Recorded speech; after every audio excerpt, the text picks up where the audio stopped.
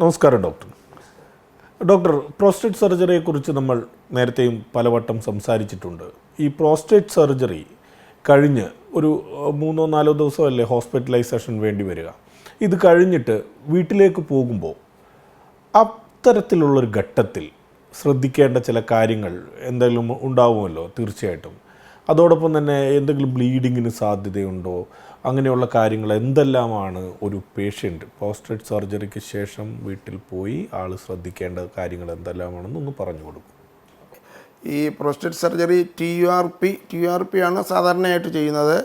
അത് പ്രോസ്റ്റേറ്റിൻ്റെ പീസായിട്ട് നമ്മൾ റിമൂവ് ചെയ്യുക ചെയ്യുന്നത്. മൂത്രക്കുഴലിനകത്തൂടെ ഈ മെഷീൻ എൻഡോസ്കോപ്പ് വെച്ചിട്ട് റിസെക്റ്റ് ചെയ്തിട്ട് ടോട്ടലായിട്ട് ഒറ്റ പീസായിട്ടല്ല പ്രോസ്റ്റേറ്റ് റിമൂവ് ചെയ്യുന്ന പല പല പീസസാണ്. ഇതിനകത്ത് സാധാരണ രീതിയിൽ ഓപ്പറേഷൻ ചെയ്ത് കഴിഞ്ഞാൽ വാർഡിൽ കിടത്തി ഒരു ദിവസം അല്ലെങ്കിൽ 24 hours മാക്സിമം 48 hours ഒരു ട്യൂബ് ഇട്ട് വയ്ക്കും. അത് കഴിഞ്ഞാൽ 48 hours കഴിഞ്ഞാൽ ഈ ട്യൂബ് മാറും. ട്യൂബ് എടുത്ത് മാറ്റിക്കളഞ്ഞാൽ സാധാരണ രീതിയിൽ മൂത്രം ഒഴിക്കും. പിന്നെ വേറെ പ്രോബ്ലം ഒന്നുമില്ല. വേദന സാധാരണ കാണാറേ ഇല്ല. ഈ പ്രോസ്റ്റേറ്റ് സർജറി കഴിഞ്ഞാൽ വേദന ഉണ്ടാകാറില്ല. മൂത്രം ഒഴിക്കുന്നതിനകത്തൊന്നും പ്രയാസം വരത്തില്ല.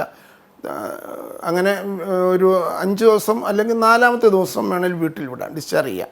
3rd day കഴിഞ്ഞപ്പം വേണമെന്നാലും വീട്ടിൽ പോകാം. വീട്ടിൽ ചെന്ന് കഴിഞ്ഞാൽ പ്രത്യേക ഇൻസ്ട്രക്ഷൻസ് നമ്മൾ കൊടുക്കാറുണ്ട്. കാര്യം ഇതിന് ഈ ഓപ്പറേഷൻ ചെയ്യുന്ന സമയത്ത് എന്തെങ്കിലും അതിന് ശേഷമുള്ള കോംപ്ലിക്കേഷൻസ് വന്നാൽ നമ്മൾ ആ ചെയ്തതിൻ്റെ ആ ഭംഗിയോ അല്ലെങ്കിൽ ഇതങ്ങ് കുറയും.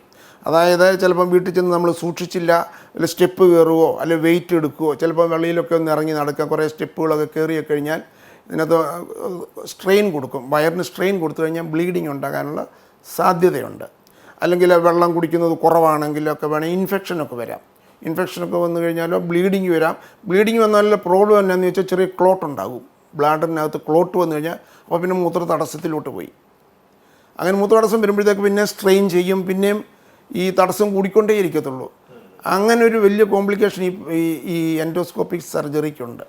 അത് പ്രത്യേക ഇൻസ്ട്രക്ഷൻ ഞങ്ങൾ കൊടുക്കാറുണ്ട്.